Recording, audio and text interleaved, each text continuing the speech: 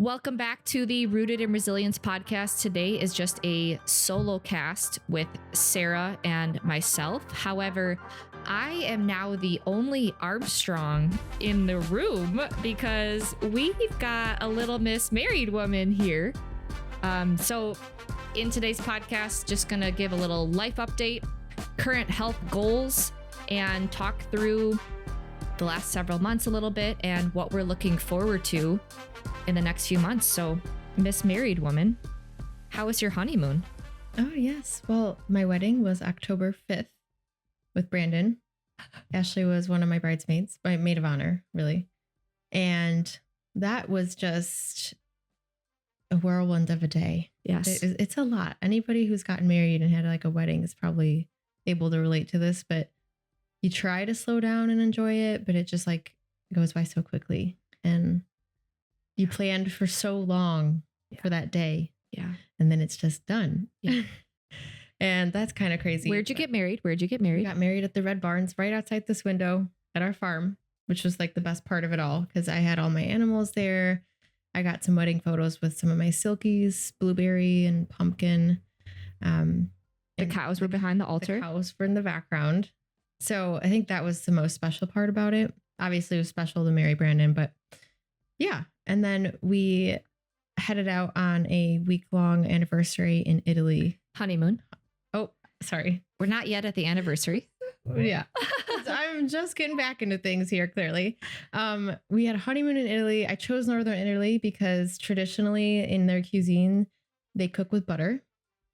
Probably not the best thing to like form an entire trip around, but that was like my motivation at the time because I was like, I want to find somewhere where the food is just going to be top notch and I'm not going to have to like worry about the quality. Girl, embrace the fact that we are foodies. Yeah. And so that's why I chose it. It was beautiful still. Yeah. But at the time of the year, it was like raining for most of it. So we spent a lot of time exploring the castles and Brandon and I like medieval things and we went to some different large forts.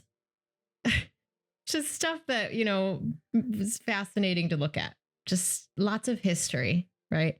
And the meals, my favorite meal was this pizza that pulled from the region. So like the ingredients were 24-month aged ham. They're really big on like the word salumi. Not the right word. Salumi is the right word. Yeah. And what is salumi? Salumi is like the aged meats, like what we would consider charcuterie. Yep. Really big on that. Like all the time. Every restaurant offered that for the appetizer. And it's so interesting that they consume so much pork when pork's the highest source of vitamin B1. Yeah. Yeah. I mean, in America, they used to be a much heavier pork diet. And now we've switched to much higher chicken and beef relative to what we were. Not much chicken there at all, unless you would go to like a restaurant that has been made for tourists from America. Yeah. But they also did like the beef, the raw beef slices, the really thin tartare. Yeah, they did a lot of that. And the appetizers.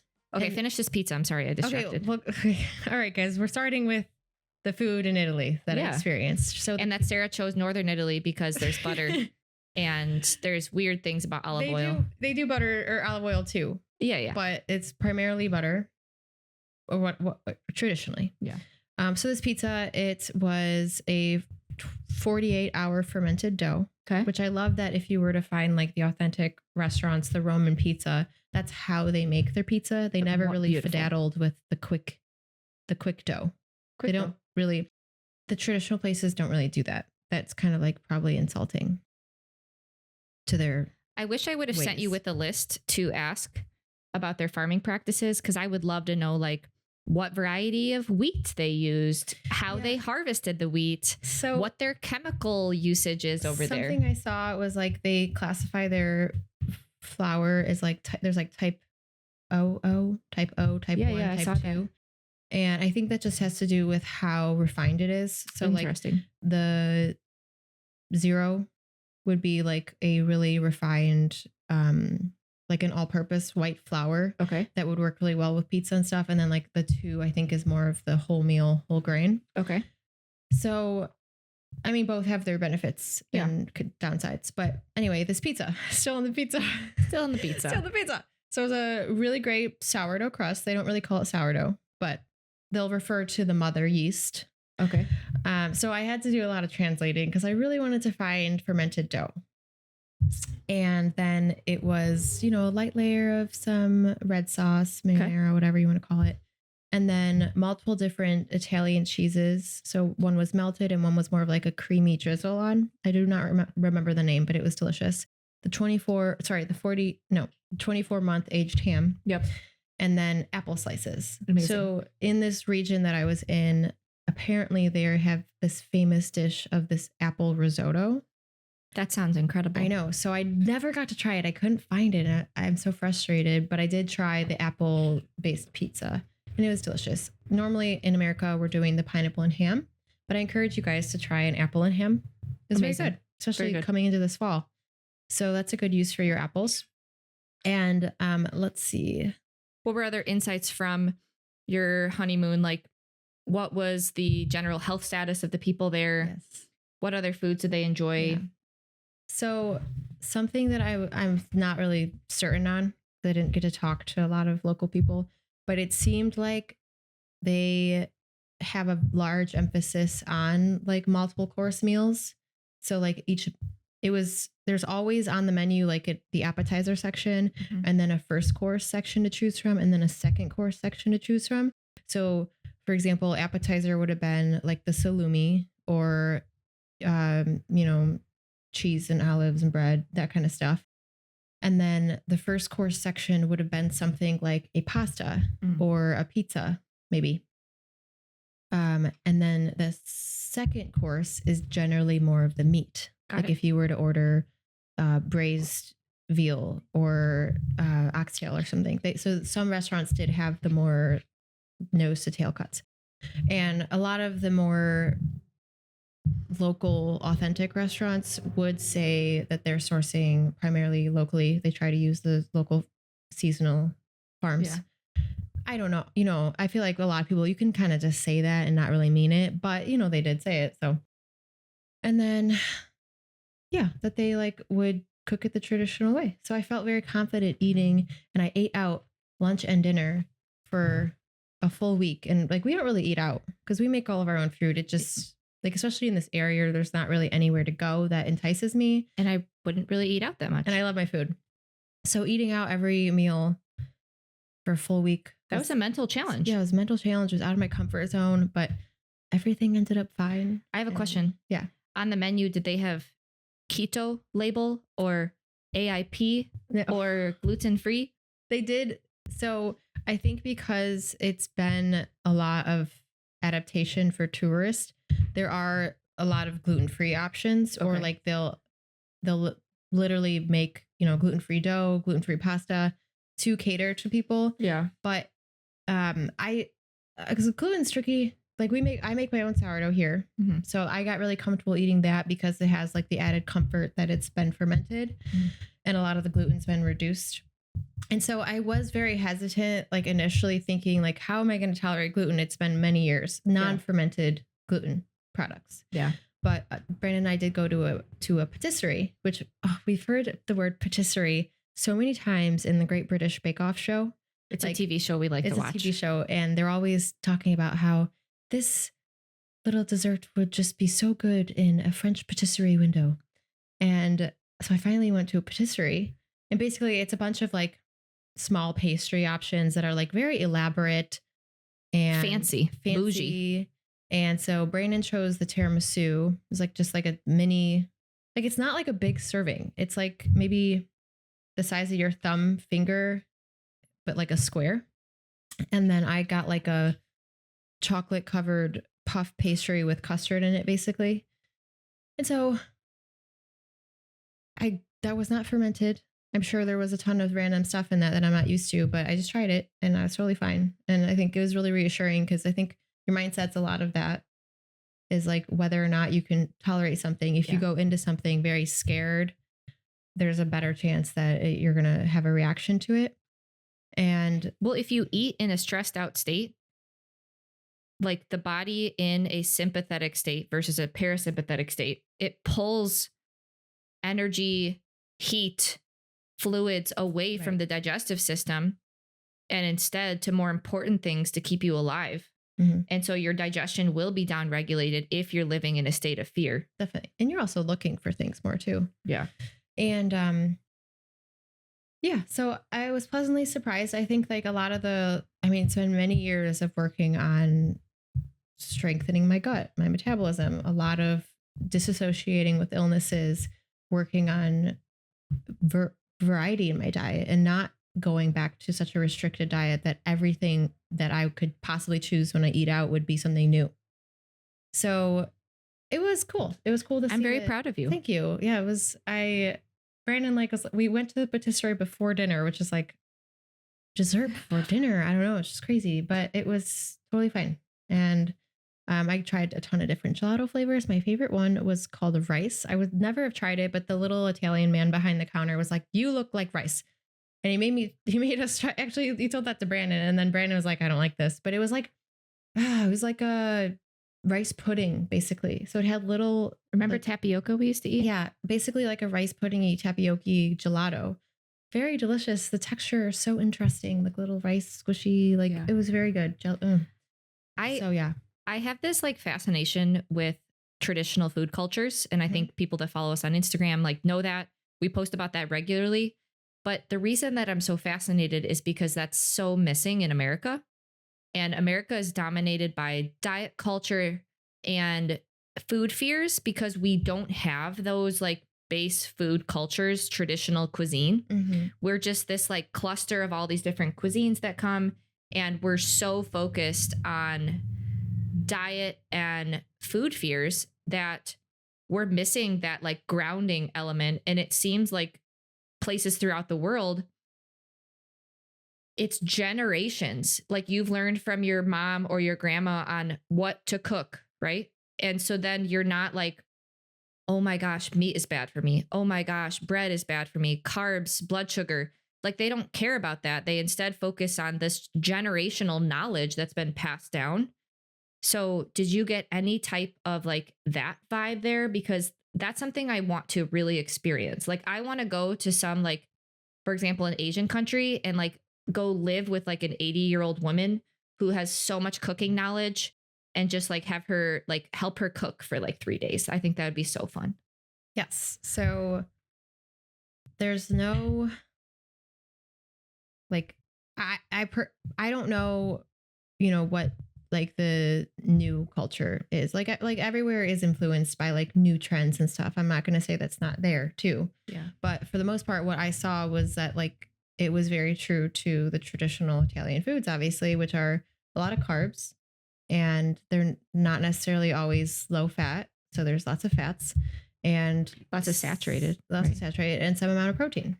And the people on the streets, so there's northern Italy, and then I think there's a lot more tourists more in like central near Rome and the southern border of Italy. So northern Italy seems to be more Italian people, local people. And because of the streets, the style, like the shops along the sides, and a lot of them are cobblestone or stone or just authentic streets, narrower. Mm-hmm. So not really set up for a lot of traffic. People walk a lot. They walk a ton. And I think public transportation is way more common. So if you do public transportation, wherever you get off, you still have to walk to your final destination.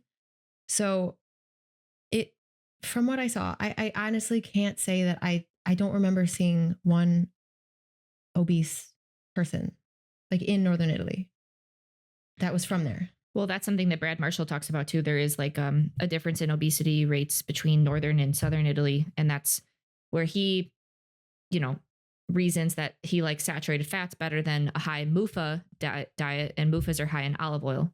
So that's kind of Brad Marshall's thinking. But beyond that, it is beyond that because like olive oil is still prevalent there. Yeah. Like at one of the restaurants, I ordered a side of steamed vegetables because I hadn't had anything green for like a week. And I got the steamed vegetables. It was all fun and games. And then the person, it was like this one man who was the hostess, the server. He would go back in the kitchen. He came and just doused it in olive oil. And I was like, oh, I just wanted the steamed vegetables, but I didn't know how to stop him. Whatever. He did his thing.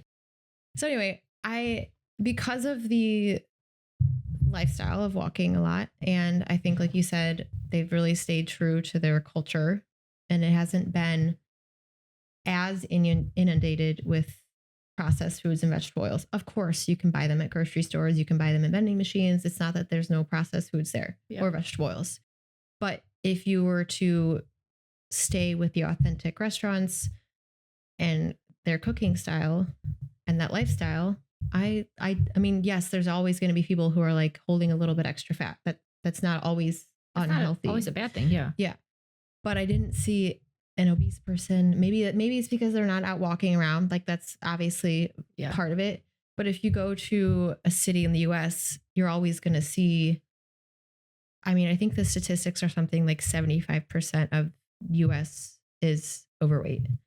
So it was drastically different because then when we flew home, okay, well, we went to Rome on the last day. And of course, there's like just not billions.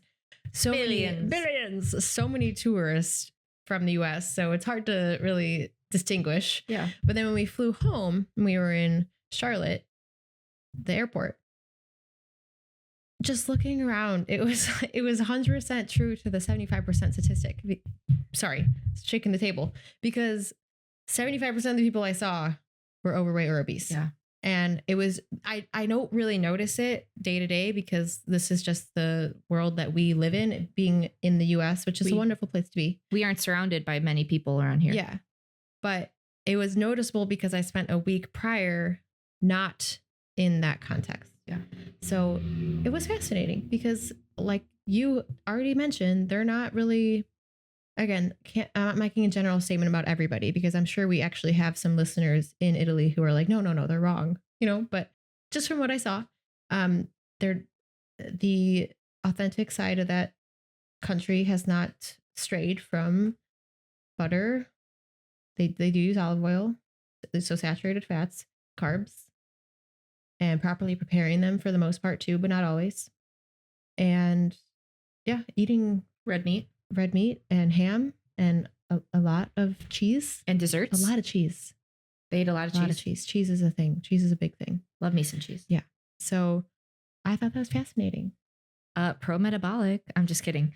I have some thoughts. So it seems like maybe some of the pillars of why they're generally healthier when it comes to weight is potentially they never went through these diet extremes.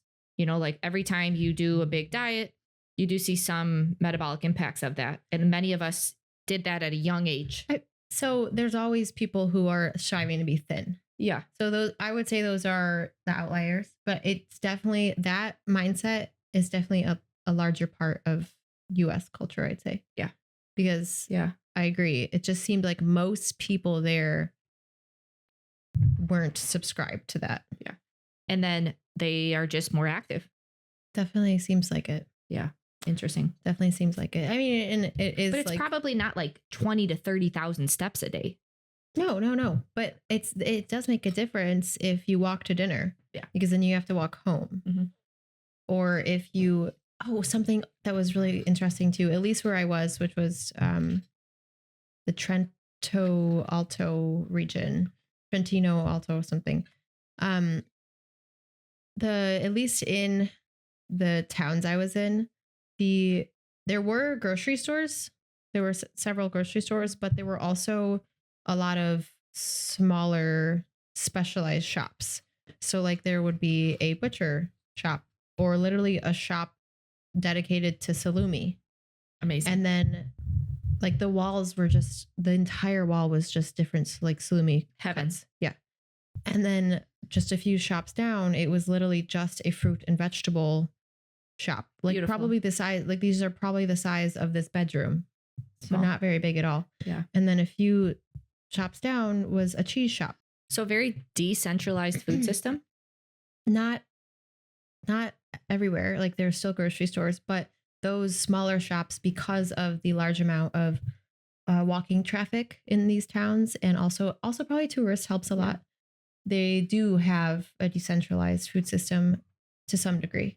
There was a handmade pasta shop like across the street. So I'm literally thinking just going down by the different shops available. And I thought that was really cool because we definitely don't see that here anymore. Beautiful. Mm-hmm. Well, that's a lovely recap. Yeah, that was great. For anyone that's been following along, what we've been going through is like, I mean, Sarah's wedding is like a pivotal moment in her life. And I think it's reasonable to want to look and feel your best for your wedding day because those photos are there for the rest of your life. You pay so much for them. It's like, yeah, don't pay for that much money for a photo that you're not going to use. And so we did a weight loss phase, a fat loss phase up to her wedding. So we were pretty much in the fat loss phase up to your wedding. Mm-hmm. And that was really successful. And we're going to record future podcasts over the next few weeks with Kathleen, diving into some of that more. But I think it's important for us to like talk about how like that was a phase, right? Because there was a goal. It's okay to want to look better and feel better. And Sarah looked amazing in her wedding dress, like beautiful, like amazing. And it was a huge difference between when you tried on, oh my gosh, and picked your wedding dress, when she said yes to the dress versus the day of your wedding. It was drastic. It's like, good job. You're reminding me of the like main announcer person of the Hunger Games right now when she said yes to the dress and like, great job. Yeah. But yeah, hype woman. When I saw the photo of myself when I first tried on that dress, like my mom took some photos, I was just like, oh girl, you need to do some work. We went through like we kind of take a step back from focusing on our fitness and our health over the last few years, just really trying to build our businesses. And it's been a lot of work, like our farm. Yeah. And so, I mean, and also in really trying to come back from years and years of restricted eating. Yeah. So trying to get rid of food fears and get more comfortable with our food. We weren't like grossly overweight by any means. It's no. And like it's not like we were going to McDonald's. No. But like Ashley said, the goal was to look great in these photos. And for me personally, that meant toning up my upper body in my dress. So it didn't look as what I don't like the word tone. Flabby. I wanted to be less flab on that day. So to tone, you have to lose fat and expose muscle that you've worked hard to build. I'm describing a look, like what people would consider. And okay, we'll get to that. But yeah, so anyway, we work with Kathleen. She's one of the coaches in Train to Change. And we've got some exciting announcements coming for all of our offerings soon. But we worked with Kathleen. But we still work with Kathleen. I just think it's very important to like really, like, we had a goal of fat loss. We went into the fat loss phase after years of prepping for it, years of not eating very low calorie, down regulating metabolism, went into the fat loss phase, got it done. And now we're getting out, right? Mm-hmm. Like we're not going to just continue to stay in the fat loss phase. And I think that's just an important mindset to have, right? Life shouldn't be a continuous fat loss phase. Yeah. And also you shouldn't be always eating low calorie. So it's exciting because like, I love food. I love food. Yep. We just talked about it for the first half of this podcast. So I had a delayed exiting of this cut because I just spent a week in Italy. So I went to Italy still in my deficit and I came back 3 to 4 pounds lighter because I hadn't worked out for the week. Okay. The week before my wedding, we were all knocked out sick. It was something bad. We don't know what it was, but we didn't know if Sarah was going to get married. We didn't know if she was going to Italy. So that whole week I was on the couch, didn't work out. And then a whole week in Italy didn't work out. So when you don't work out, you're going to lose a lot of inflammation, water from your muscles. So anyway, I came back from Italy 3 to 4 pounds lighter, even though I did not restrict myself on the food there. So I think that, again, I think that says a lot about their food quality too. Yeah. But yeah, so I'm at this point now where I'm at the end of my cut and I'd like to reverse out of it. So slowly increase my calories with help from Kathleen and start building my strength and my muscle again. So focusing more on strength and muscle building again, while limiting the amount of fat gained as to not make this cut pointless, right? So we don't want to just go through a cut, lose fat, and then gain it all right back because we jump up too high in calories and we're not mindful of slowly adding food back in, Yeah. maintaining activity, working on strength, building muscle. So that's where we're at right now.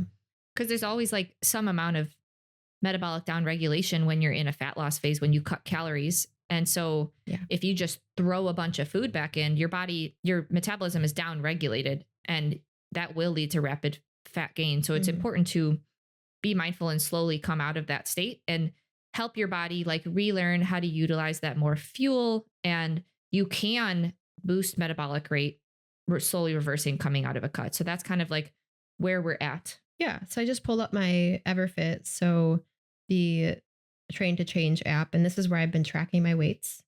And so I can see that on April 14th, I logged a weight of 160. Wow, girl. So I was probably sitting, it appears between February and April, I was sitting between 155 and 160. And then I really started to track it in June. And I think I had already started by then. I was at 148. So let's say I started my cut at 148. I then ended my cut. No. So I did two. I've done 2 rounds. Sorry, I was confusing myself. I did not always track my weight in here. So let me pull up my actual Excel sheet. Sorry, so Sarah did 2 rounds of her cut because she was getting married. I did 1 round. And I started at about 146, 147, something like there. And right now I'm at 129 to 130. So pounds, and I'm 5'4.5". So it was a very successful fat loss phase with Kathleen. I was around 147-ish, something. Okay. So weight itself we're not saying there's a specific weight is not an end all be all. No, because at different heights, it's significantly different what you would look like at a different weight. Also your muscle mass. So if you have more muscle, you're going to weigh more. So like, it's not a bad thing to always gain weight. Like right now, if I were to slowly gain weight, I'd hope that I'm slowly gaining some muscle. That's the goal. When you want to build muscle, you are signing up for a little bit of weight gain. Yeah. So anyway, I found you're right. So I started my first cut with Kathleen. So we did it into 2 phases since I had a whiles to go. And we're big on getting in and getting out. So 6 to 8 to 12, maybe weeks of a cut. So I did my first one starting in February. Like I said, I was around 155, 160 pounds or so, wasn't tracking consistently. But my first weigh-ins or so were around the 158.8, 158.4, 159.2, 158. So as you can see, it kind of goes up and down. Your weight will fluctuate day to day. Even a week later, I had a weigh-in at 159, 159.9. So that first round of the cut, I eventually got down to 149. So about 10 pounds. It was 10 pounds. And then we started reverse dieting, and my weight then during the reverse diet, so during the increase in calories, eventually got down to 147, because I think there's a lot of reduction in cortisol.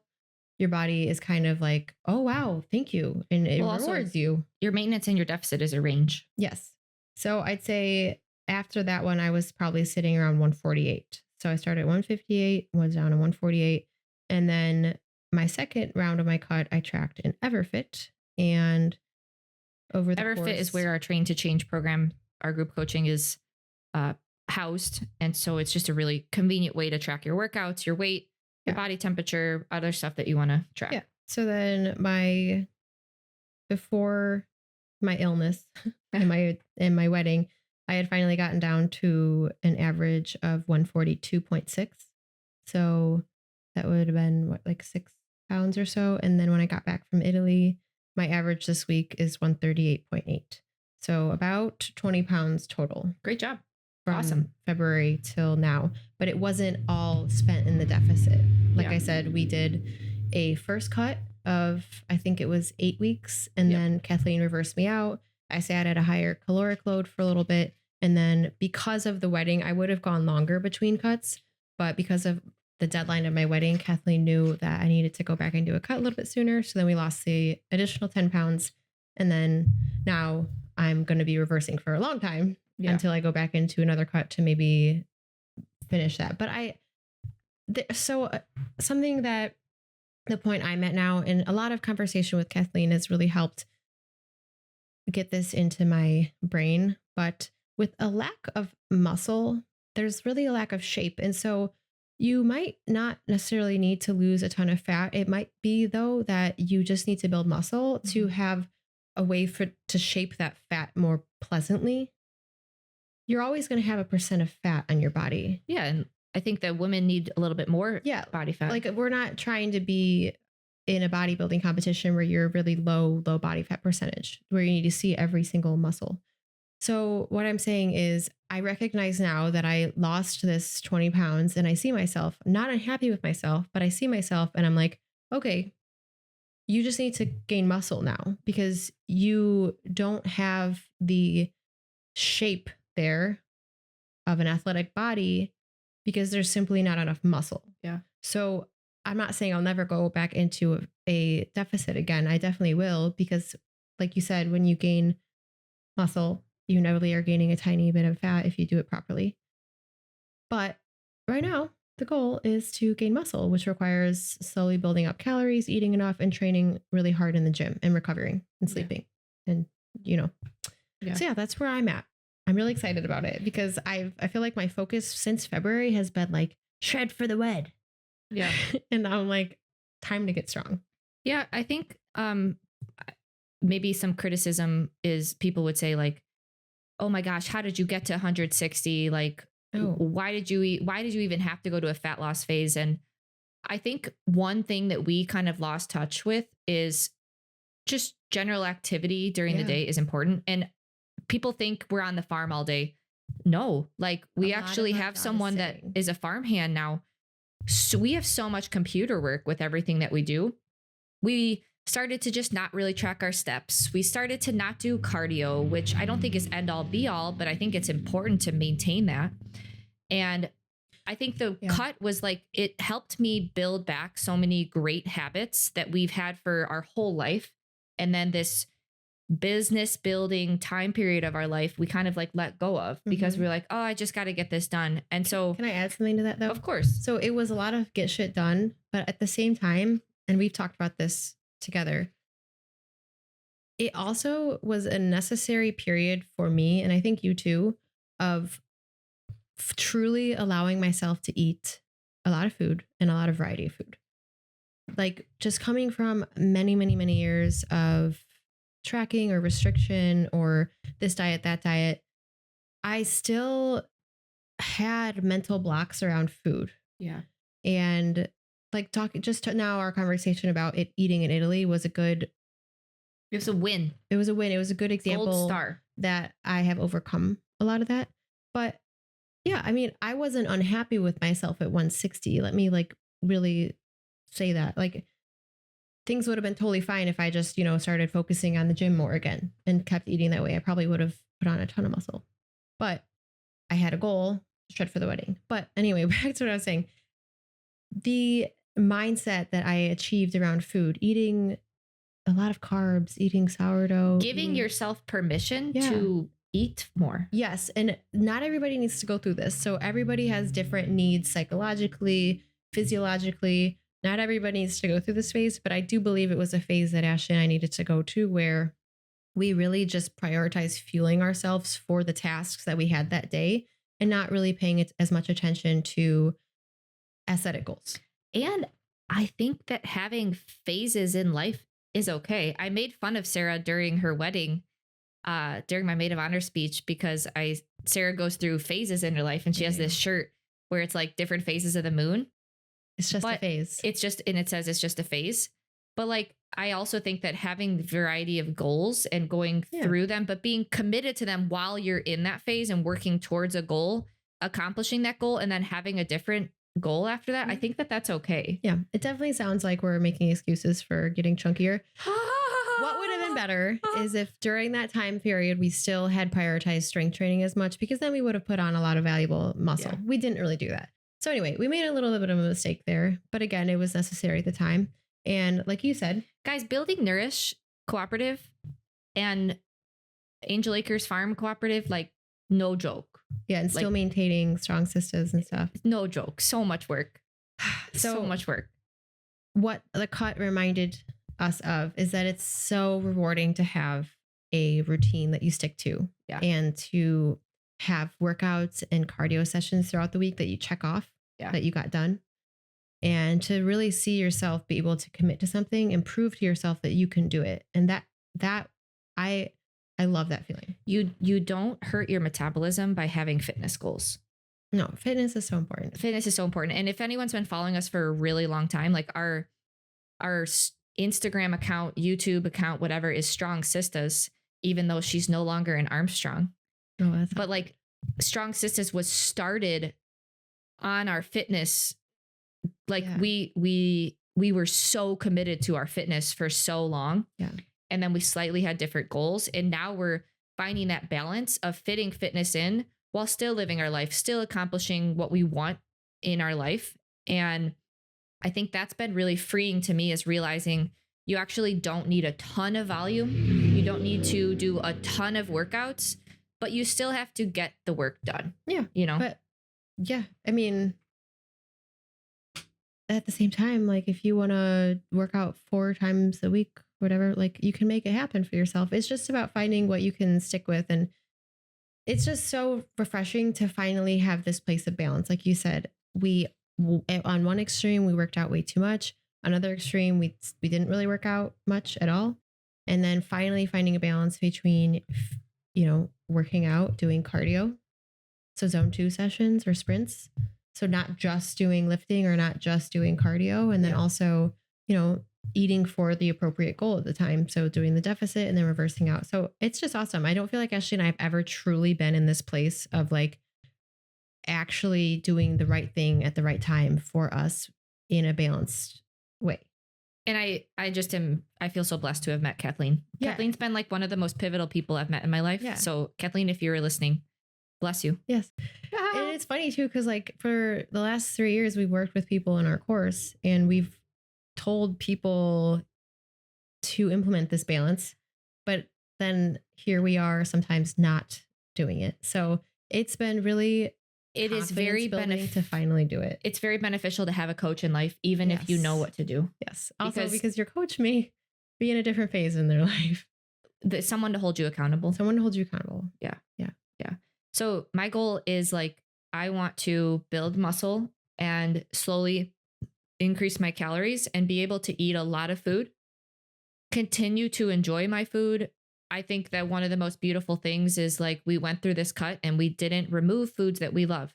Mm-hmm. Still ate sourdough bread, still ate fruit, still ate sugar. Like all this fear mongering on blood sugar and insulin, it's just lies, guys. It's just lies. You can still eat the food that you love and lose weight. I think like you see a lot of those programs out there that literally say like lose 20 pounds in the first 4 weeks. Like I've read that recently.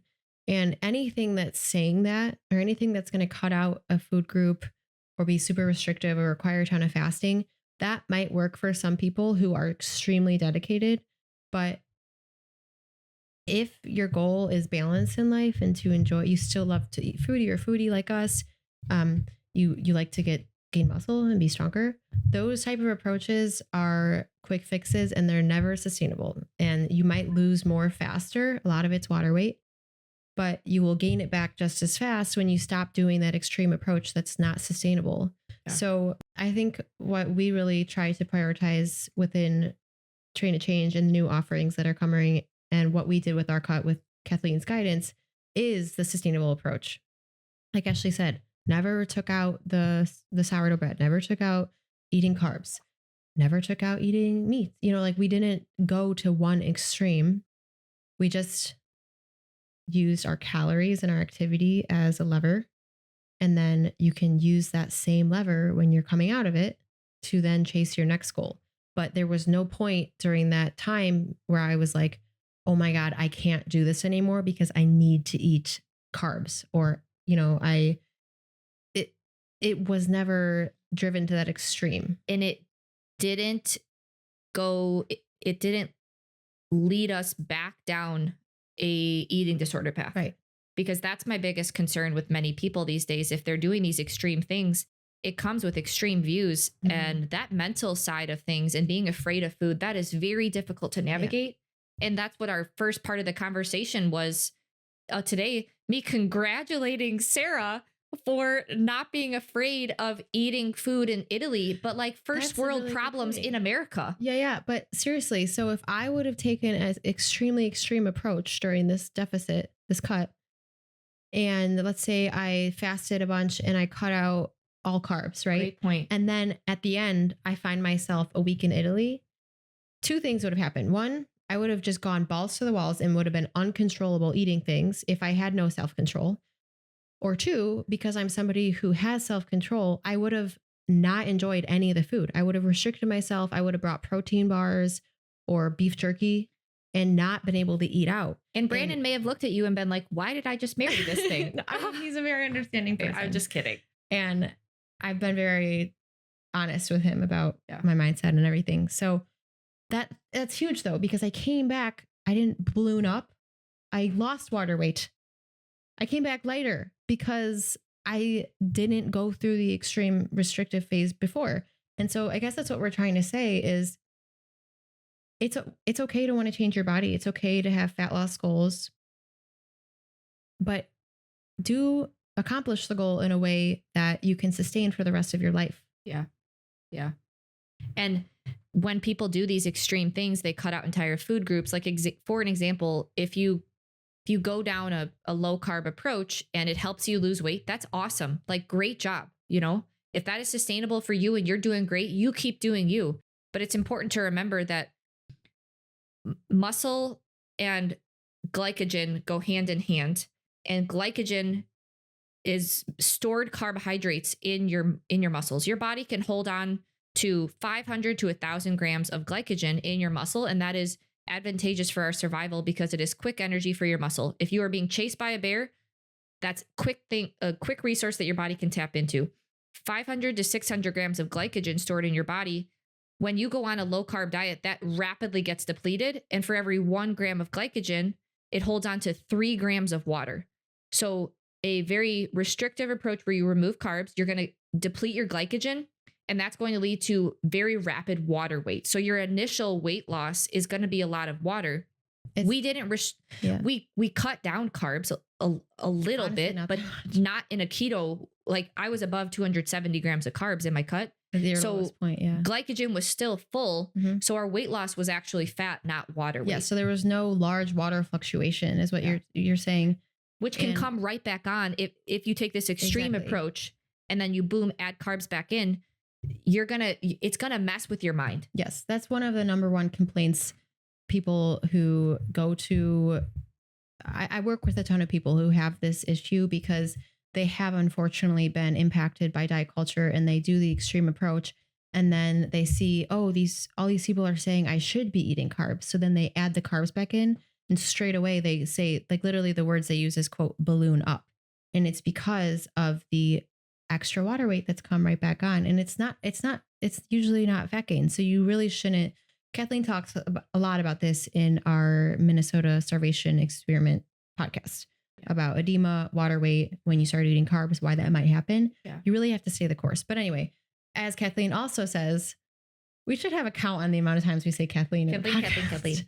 As Kathleen also says, that's why it's so important to take things slowly. So if you are coming out of that restricted background, you don't need to add 200 grams of carbs at once. You need to just take it day by day and slowly increase your carb. And that should help mitigate some of the ballooning up. Yeah. But anyway, that was a great example. I did not balloon up, even though I probably ate way over my cut calories in Italy because I was eating an entire pizza to myself. I ate like ravioli. I ate pasta at lunch. One more realization from Italy. I don't really think they do American breakfast at all. Like, it was impossible to find like they sell eggs in the little grocery stores I was at in two eggs, 2 or 4 eggs. So the cartons were 2 eggs or 4 eggs. It was so fascinating. So when I asked the Airbnb person, like, hey, where can we get breakfast? He sent me to like this, like, basically coffee and pastry shop. And when I get there, the options were sweet pastry or savory pastry. So I got a croissant filled with orange marmalade. I meant to tell you this. It would have been your dream. So the first day for breakfast, I ate. I love marmalade. For some reason, I knew this was going to happen. So like, I'm the weird person who brought 2 medium boiled eggs in my purse. So I had a croissant with orange marmalade with 2 eggs. It's great. And it was just like, it's just a different culture. Yeah. It's really crazy. So anyway, point being, I didn't gain 3,000 pounds of water. Yeah. So I think that, and I'm not trying to make this all about me here because I've made all of these mistakes in the past, but it's just an important point to remember that it's okay to have these goals, but really be careful in the way that you approach them, because you want to make sure that when you get the result you want, that you can sustain that result. Summary of the podcast. We are both very blessed and grateful to be in a place where we're able to accomplish our goals without reinforcing eating disorder patterns that previous diet things that we've done in the past have instilled. We were able to go through a fat loss phase and come out of it not being afraid of food. And that is my biggest concern with people these days, is they'll take a restrictive approach and it will lead them down a path where they're going to have to battle with food fears. And you don't have to do that. And it's, life is so much better without it. Yeah. If you are someone that doesn't care about food and loves to just eat meat and you're doing well, you keep going. I love food. I'm a foodie. I love to be creative in the kitchen with recipes. Yes. I literally spent most of the trip, and I'm not proud of this, Google translating everything, trying to find like the best, most authentic food options. And it was more stressful than anything, but I just love food. Yeah. Yeah. Total foodie here. Like, was foodie before fitness. Like, food production is a passion of mine. That's why we farm. That's why we have Nourish Cooperative. Yeah. Like, I'm obsessed with the food production, and because we are true believers of food coming first. And if you don't fuel yourself properly, if you don't give yourself the right types of food and enjoy your food, your health is going to suffer. Food should always come first. And I know it sounds like we're just food obsessed, but that gives you the fuel that you need to be able to live your life. Mm-hmm. Speaking of, it's lunchtime. Okay, it's lunchtime. So let's wrap this up. Any final closing thoughts for today? No, I mean, one thing I would say for me, I discovered that I really don't love traveling as much as I love to if I potentially would have rather vacationed, because it was stressful to have to plan every inch of a trip. I've heard someone say before that there's this study that shows that thinking about a trip and getting excited and ready for the trip is actually more pleasurable experience for a human. It's relaxing, it's exciting than actually going on the trip, which actually turns out to be more stressful.